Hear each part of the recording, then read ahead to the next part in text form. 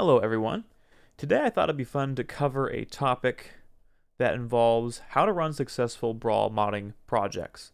Now there are plenty of tutorials out there that cover the basics of, starting to learn how to use Brawl mods, how to edit files and all that, and that's covered very extensively and very well. But there's not a whole lot out there around how to run successful projects. So I thought it'd be fun to kind of go over what I've learned and my experience. And there might even be more broader applications beyond Brawl modding specifically. So I figured if it's worth it, I'll share and hopefully you get something valuable out of it. So the first thing to start with is to start small. So when you're brand new to modding, you don't want to tackle, custom characters right off the bat. Probably one of the most time intensive and custom, most knowledge required aspects of the hobby. So you'd want to start with something simple like replacing a simple texture with Brawl Crate or replacing a BRSTM music file. Those things are fairly simple. They'll help you get you acquainted with the basic tools you need, and you'll be able to see the changes in game. So start small first and foremost. Secondly, pick the one thing that really interests you. Do you want to make costumes? Do you want to make stages? Are you interested in assembly? All one of you. What aspect are you interested in editing and kind of playing around with?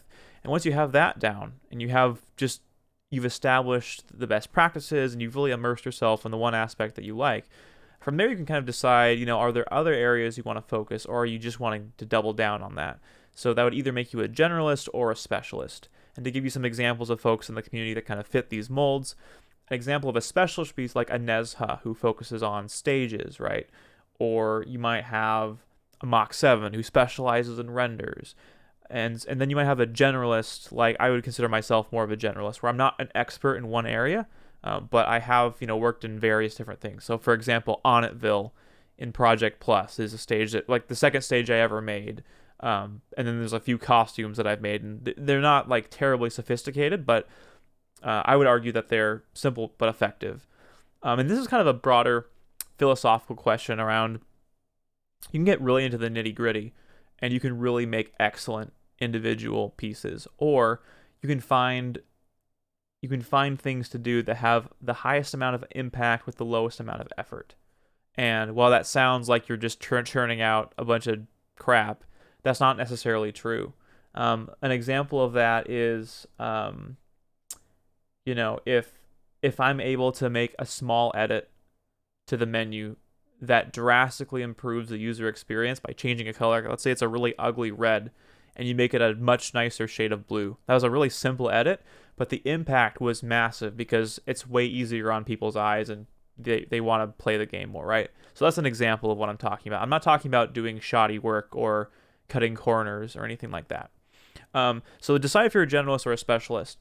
And I want to pause here again because there are very few people that can be both. But I would say there are some in the community. I would say King Jigglypuff is an individual who does a lot of different things very, very well. So and I would also say Duke It Out is another example of someone who's very gifted in a lot of areas, and that's just unusual, right? You're not usually good at animation and PSA and costume and etc. So now for number 4. Once you have an idea about the project you want to work on, you're going to want to think about, is this something that you're going to do by yourself, or are you going to try to assemble a team to do it? And there's pros and cons to both, right? If you're an individual, it's absolutely on your own time, your own ideas. You can change on a dime at any moment, right? And if you're self-motivated, that can be really helpful. Team projects, the advantage is you obviously have multiple pools of talent with multiple different time zones, so the project can continue when you're asleep or you're not active, which is awesome. And then obviously multiple people can make something better, so you can refine the project. The downside is you're no longer working with just your timeline and your schedule. You're now dealing with multiple people's schedules. If there's a dependency, if you're relying on something from someone, you can't finish the project until that person does that, etc. Right? So it's not clear cut exactly which direction to go. That's for you to decide. If you do decide to do a team, I'll have more on that later.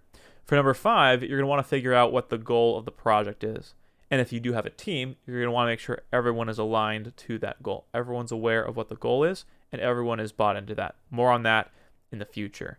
This is such a crucial step. It's often overlooked. It seems simple, but in actuality, it can be quite difficult to execute. And I'll give you some examples of that, actually. So let's use Smash 2 as an example, right?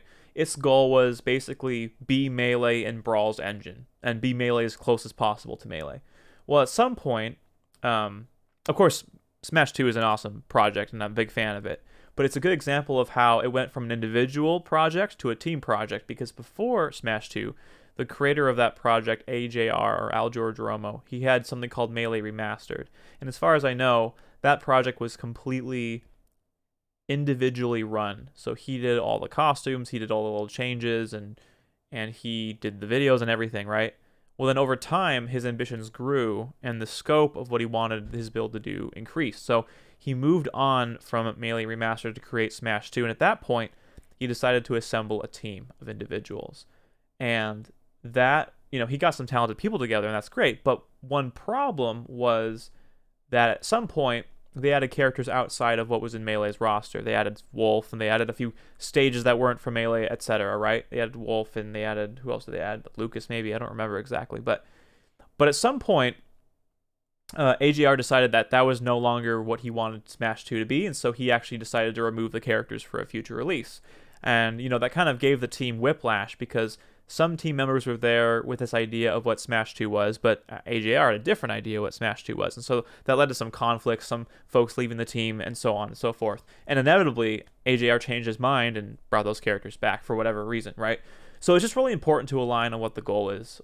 All that to say, Legacy XP is another example where, their goal was a little ambiguous. So it was essentially add as much as possible into Project M.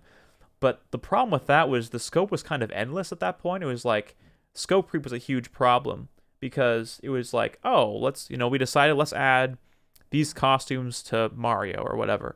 And it's like, oh, well, this guy just made 5 new costumes for Link. We should totally just add those. And that ended up being this endless, infinite list of items to do. And so it ended up being tons of delays and a lot of strain, because there wasn't that common goal or vision to work towards. I would say, to toot my own horn a little bit here, Legacy TE was a really good example of something with a really clear vision, right? It was be the best Project M 3.6 base build, because the idea was we didn't want to change PM 3.6 gameplay, but we wanted it to be kind of a sandbox where people could make their own local scene builds, really easy for people to edit their own content, even easier than PM was as a framework, right? So that had a very, very clear vision that did not really deviate from that. We made a few special, exceptions, but really overall it pretty much stuck to its guns. And an example of that was Casino Wolf had a lot of really awesome ideas for stages, but because of the way that TE was aligned and the goals, it didn't really fit quite, not just stages, but also costumes. So what Casino Wolf simply did was he created his own project called T+, and that was a brilliant offshoot of TE that had a lot of the DNA of TE in it, but he was able to realize his vision and his aspirations in that build, right? And he assembled his own team. He did his due diligence to make that. For P+, I want to say that it could really improve from a clearer vision. Right now, it's kind of like, update Project M and remove the bugs, but then also enhance the gameplay. But that's kind of vague, and I think they would benefit greatly from a clearer vision and some better organization from their team. But that's just from an outsider's perspective. I'm not involved or anything, but this is from a outsider's perspective. Now we'll finally move on to number 6, which is when you work on a fan project that's all volunteer-based and no one's getting paid anything, you're going to find yourself really relying on motivation more than anything else to get your work done. So I think whether you work individually or you work within a team, you're going to want to figure out what motivates you. And I will share what motivates me. It won't be a one-to-one for everyone, but I will do my best to kind of help spark your own ideas. So for me, I envision a future where the project exists, and I get really excited about that. I think, man, this thing that I want to build, imagine like what life will be like when it is in the wild and people can use it. And then another aspect of that is sharing that with other people, right? If I have enough conversations with individuals that also are excited about it, that'll get me really motivated. And then lastly, thinking about who would benefit from it. You can think about like, man, if this was out, then it could be used in XYZ ways. That was a huge motivating factor to work on cosmetic standardization project, and that really paid off because so many people are using it, and it's awesome. And it was not an easy project to work on, but because of that vision of like, wow, imagine that legacy TE and cosmetic standardization project worked hand in hand, and then the community could use it. And anyway, so I would really focus on that because you're going to be relying on motivation a lot. Next, I want to talk about the 10 commandments of team dynamics. And I've shared this deck before, so if it looks familiar to you, that is why. I have shared this before, but I thought it'd be helpful to kind of review and go through these things. The first one is find people that don't suck, and to put it less crassly, there's a quote from a book called Traction by Gino Wickman, and it's make sure the right people are in the right seats. So if someone sucks, they could be a wrong person in the right seat, or they could be, even a right person in a wrong seat. So you really have to figure out, are they... it has a lot to do with values. So do they share your values? And if you're thinking to yourself, well, how do I know if someone sucks? Well, if you don't trust them, or if they have a bad attitude, that's kind of my definition for what makes someone suck. If you can't trust them, they really have no place on a team of a project that you care about that you're doing in your free time. It's just not worth it, right? If you're at work, you always have to deal with people that suck, but you don't control that all the time. And that's just the reality of your work. But in a project where you have control, don't let that happen. And on the flip side of that, you want to make sure that the people that really are awesome on your team are happy, right? So give them more control if you really trust them, and do whatever it takes to make them feel valued. I think is really important.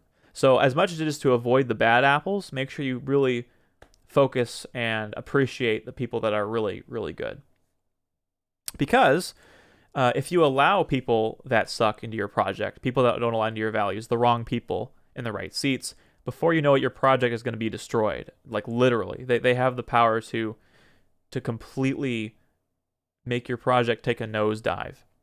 So don't let that happen. That's the number one. Number two is the importance of communication. And a lot of this is around, not everyone's on the same time zone. Everyone has their own real life going on. And that's always number one, right? You never want to put a hobby or a for fun project like this ahead of your own health, ahead of your time with your family and your friends, getting in the way of your career. The other life priorities that you have should always come first.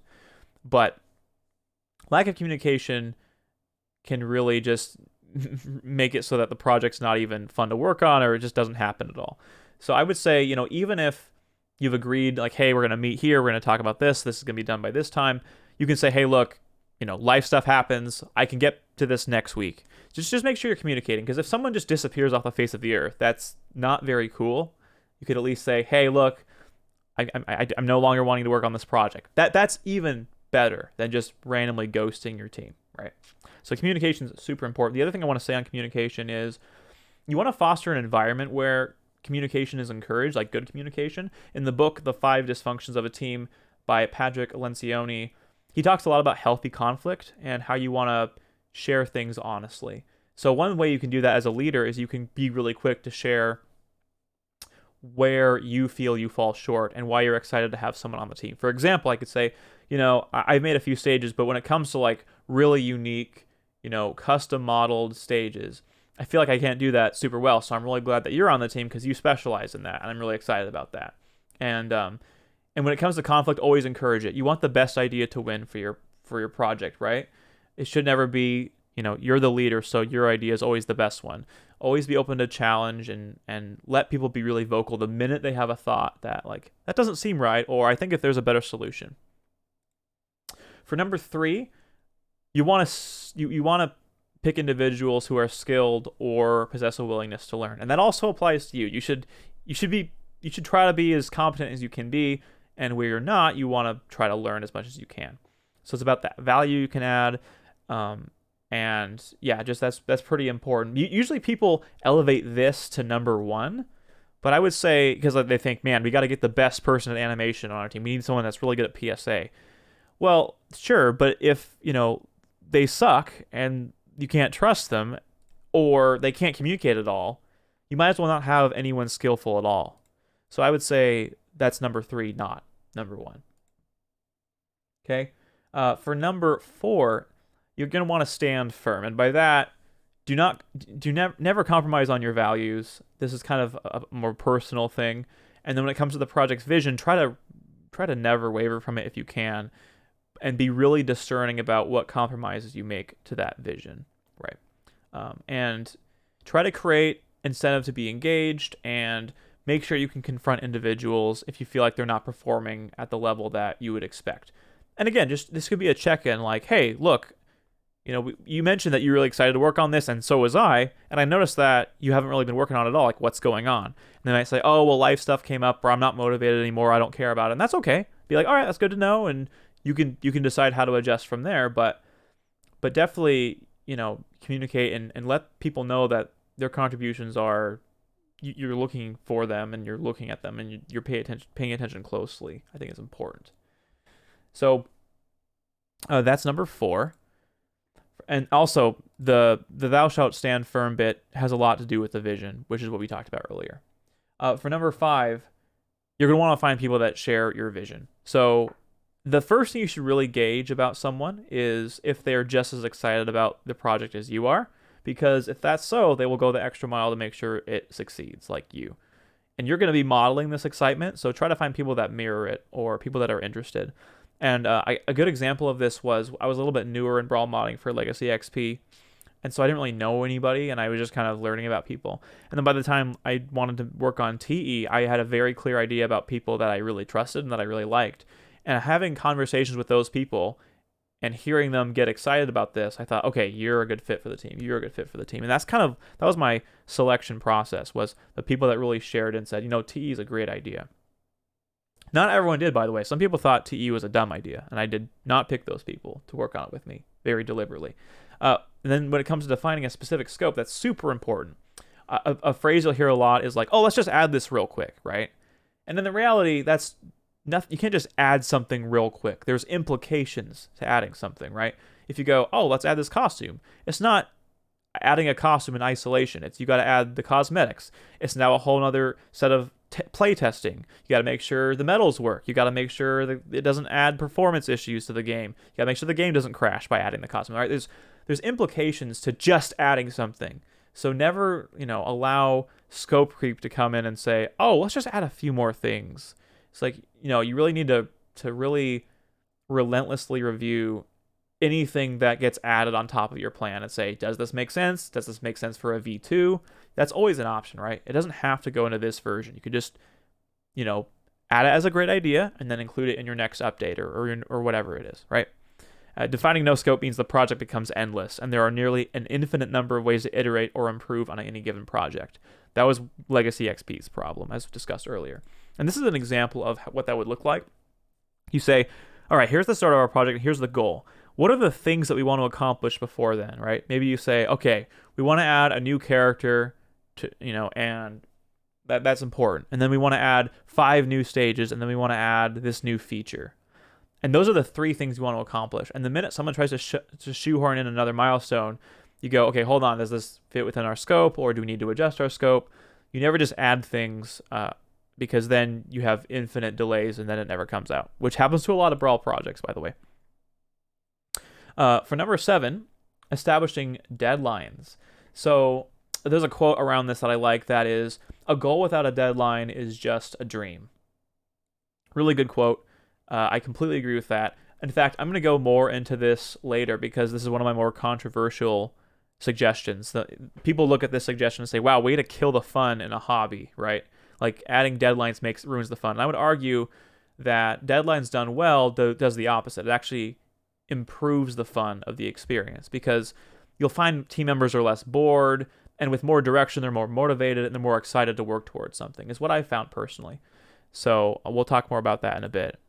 But on a loose sense, you kind of create steps within milestones that are tangible, and then that helps you basically get things done and move towards the goal. We'll talk about that more in a little bit.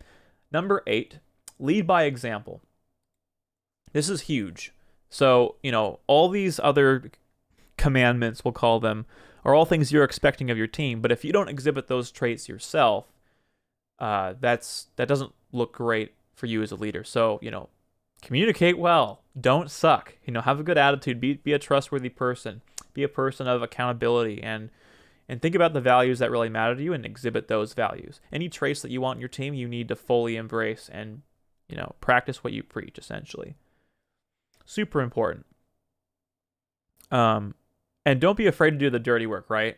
And by that I mean, just because it's someone's job to work on cosmetics, you need to be able to go in once in a while and do things yourself. Like, that's 100%. You should be involved in every little aspect of the project if you can be. For number 9, you want to recognize excellence, because there's nothing worse than, think about it from a team member's standpoint. If you work on something you're really proud of and it gets shared or gets released to little to no fanfare and no one seems to care, that doesn't feel very good. So if someone contributes something, it's going to be really important for you to recognize they contributed it and say, thank you for doing this, and really make sure that you are recognizing their contributions. Because again, everyone's doing this for free. This is a hobby, right? So you want to really make sure you're showing your appreciation for anyone that contributes to the project that you're working on. The last one is realize team roles and expectations. So if someone's working on your project, there should be a reason for that person to be there, right? It shouldn't be this party where someone's just, oh, I like this person, let's just add them in for fun. Like, no, don't do that, because insofar as you care about a project being done, that's going to really get in the way. Doesn't mean you can't have fun on Discord voice calls and you can mess around with each other or whatever, but everyone involved should pretty much have a reason or purpose for being there. Okay, I'm trying to see where I'm at in my list of notes here. Okay, great. Yeah, that's pretty much it from the team dynamic standpoint. Let's go back to our master list here. This is on playtesting. So you should playtest thoroughly. This is another often overlooked aspect of especially mod packs that are larger than just one asset, right? If it's one costume, one stage, usually there's a lot of elements, a lot of factors, a lot of variables that you can't account for, but a lot of them you can. So you should standardize as much of them as you can and really playtest thoroughly. And I actually had an early version of this video that was reviewed by the former TE team, and there was a lot of great suggestions in there. And one of them from Mark was to make sure that you're playtesting at every stage. So it should be happening in tandem with everything else going on. Hopefully we'll have dedicated playtesters that will do that, right? So on the concept stage, they'll test them. They'll test them while they're being completed and then after they're completed. And I would say, as a rule of thumb, you're going to want to playtest minimum 1 week after it's all finished, because you're going to find something that's not. So if your goal is to release a build, you're going to want to playtest the whole build for at least a week without adding any changes, without adding any new things to be confident enough to release it. Because likely there's something you're going to have overlooked or what have you. And you're going to always want to think about the end user experience. So, we've built this project to be a specific way, right? You have to think, okay, well, the people playing this, are they going to get it? Are they going to play it the way that we intend? You have to think about those things. And then it's always a good idea to track all your playtesting, and especially like in a Google Sheet or something like that. The next one is set yourself up success with the right tools. So I'll talk about just what I've used for Brawl modding projects in the past, and hopefully they're of some help. So I would say using a Git repository is everything, because oftentimes version control, especially in a team-based project, is a nightmare if not really carefully considered. And by that I mean, if two people are working on a stage and one person overwrites the other person's work, then you've essentially lost a bunch of work. But with Git, you can actually restore previous versions of that file. You can track who committed which changes, and it's just such a better approach. I wholeheartedly, if you're using Google Drive or some other solution, I would completely ditch that, and I would use Git repositories for your projects. Discord is an obvious one for communication. It's really handy. You can make a bunch of text channels. You can make voice channels. Honestly, for Legacy TE, we only had 3 text channels. We had a development channel, we had a direction channel, we had a playtesting channel. That's it. If your project is massive and you really want to get nitty gritty and you have a huge team, then you can consider a lot of different channels. Like, really just scale it up for what you think is appropriate. Although personally, I would advocate for as small of a team as you can get away with, because I think they're more effective. But again, that is completely up to you. The next one I would say is Google Docs for collaboration and knowledge sharing. Super helpful to use sheets and documents for sharing, ideas, for sharing, playtesting progress or something like that. The next one for kind of tracking the project as a whole I'd recommend is Trello. It can be really helpful for delegation, for setting up deadlines, and then just kind of the things that need to get done. And the last one I would recommend is When to Meet. So you're dealing with a lot of different time zones, a lot of different schedules. So using When to Meet is nice because people can basically share their availability. And then as the person that makes meetings or what have you, you can find the common times where everyone's open and then pick those to have meetings. And that leads us into our next one. Set yourself up to success with, meetings, deadlines, and delegation, how to do them. So with this, I would argue there is a right way to do these things. And very often, if you've ever worked on a Brawl modding project and you joined a completely pointless meeting that went nowhere, that devolved into sharing memes and just goofing off, right? That is prone to happen, and that's okay, right? But if you want anything tangible and helpful to come out of a meeting, I do have some tips on how to do that. And then also we'll talk about the deadlines and the delegation process, because I think it's a very simple one that can be very effective.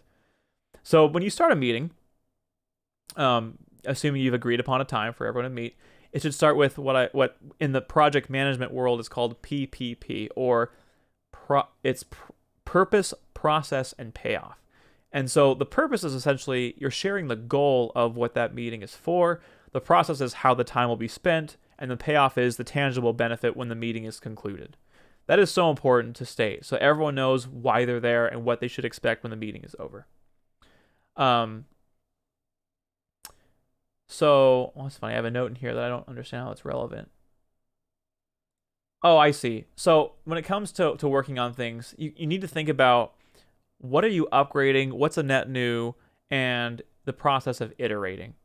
So if you can start with an MVP or a minimum viable product, and then decide, like, it doesn't have to be perfect necessarily, because you can always improve it for V2. That's like one aspect of deciding on what to work on. But let me kind of give you a picture of how the meeting can possibly go.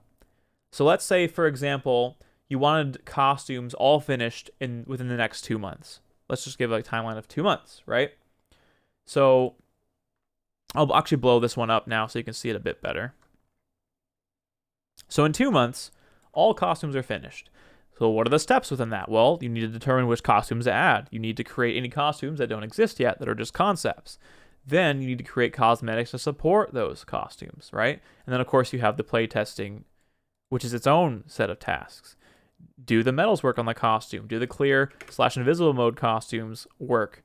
Are there any impacts on the character's PSA? What Kirby hats do you have to consider? What other character dependencies or pairs are there? If you add a costume to Zelda, you need to add a costume to Sheik, or else when you use down B, and you'll crash the game, right? Or whatever. Do Final Smash eyes work? Test all the taunts and animations. See if there's any lag testing. There's a lot of that goes into making sure costumes work, and this is just one aspect of it, right? Basically what you have to do is you have to decide, okay, well, who's determining which costumes to add? Maybe it's is it a group of people on the team? Is it the team lead? And then who's creating these costumes? And by when, right?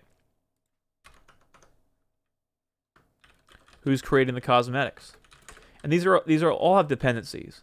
So before you create the costumes, you need to decide which costumes to use. Before you make the cosmetics, you have to just have the finished costumes. So these are all kind of cascading tasks. And what you do is you say, all right, who's adding the costumes? Great, you're doing it. When's a good, reasonable time to expect that'll be done? Okay, well, we can all decide in 2 weeks, maybe 1 week. We'll decide which costumes to add. And then creating the costumes takes a bit longer. Let's say that takes a month.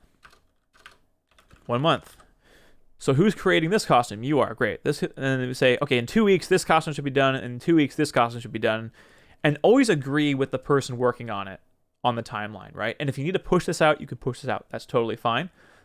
But be willing to negotiate. But also, if the person's as excited to work on the costume as you are for it to exist, there shouldn't be that much of a problem. Anyway, so that gives you an example. And then leaving plenty of time for playtesting. So if you have a week for this, a month for this, and then another week for creating the cosmetics, let's say, 1 week. Now we're at 2 weeks left, and that gives us enough time for playtesting for 2 weeks, and then in 2 months, all this is done. Like, that's an example of a workflow of how you might decide how delegating and setting deadlines would work for something specific, like all costumes being finished. So there you go. The next one, and the final one on this list, is managing a release for an invested community. So I'm going to blow this one up again. And the thing you're going to want to do is decide who can speak on behalf of the project and in what capacity. So maybe you decide the project lead can, and then the person in charge of managing the project or whatever, right? You don't necessarily want everyone on the team to speak, or maybe you do, but you should have really strict guidelines about what you can talk about. Because one thing that can happen is if you overpromise, people will be either disappointed or they'll be, it can be really noisy to deal with a community that's really excited for something. So just really keep yourself sane and be careful by setting good expectations. I would really discourage you from sharing release dates in a world where everyone's paid and you're dealing with capitalism and the free market, right? You maybe want to consider things like that. But again, this is a hobby. This is just for fun. You don't want to commit yourself publicly to something where everyone's holding you accountable, where you just go, sorry, we're going to have to delay, right? You don't want to do that. So just don't share a release date and don't, tell people, give expectations about when it's coming out. That's just going to be, unfortunate for you most of the time. This was a huge problem with Legacy XP. I really regret, giving any hint about when it was, because often you'll have an idea in your head about when something's going to be done, and in reality, it takes way longer than that. That happens all the time in game dev, and it even happens in Brawl modding. So, and also don't hint at something or leak something that's only 4% done, because you might even decide you're 50% into it, you go, this isn't worth it, and we're going to kick it or whatever. And that goes into avoiding leaks. Just don't leak stuff unless you think it's definitely going to be in there and you really want to use it strategically to build up hype for it. You're going to want to consider your audience, right? So when you release this thing, what is their level of technical expertise? How are they going to set this up? You need to think constantly about the user experience, kind of like when you're playtesting as well. Think about what other mods or games they've played and what their expectations might be. For promotion, the other thing I would say that I've also learned is when you release the trailer, right? Usually that's kind of what happens. You release a trailer for the mod. I wouldn't wait to release the mod. I would only release the trailer along with the mod release itself. Because what happens is there's a lot of hype around that trailer, and then some people forget about it, or some people, miss it or whatever. And then when you actually release, let's say you release a week after your trailer. Well, by that time, a lot of the momentum has died down and people have forgotten about it. So capitalize on that initial excitement and hype by having the download link available the minute you promote it with a trailer or whatever you decide to do. That's what I would say. And then when it comes to the community engaging, don't throw a fit about if someone criticizes your project. Find a way to turn it into something positive. Try to learn from it. Ask them what they would do better, what they would expect, and just keep things positive, because it's going to be really easy to get defensive because you worked on this, you have a very specific goal in mind, and your team had a consensus. But if 50% of your audience is saying they don't like this costume you added, give that some thought and think about it and consider if it's something worth changing. Don't be either one of the extremes. Don't immediately change it to bend to the whim of your community, but also don't blindly defend your decision and tell everyone they're stupid for thinking differently.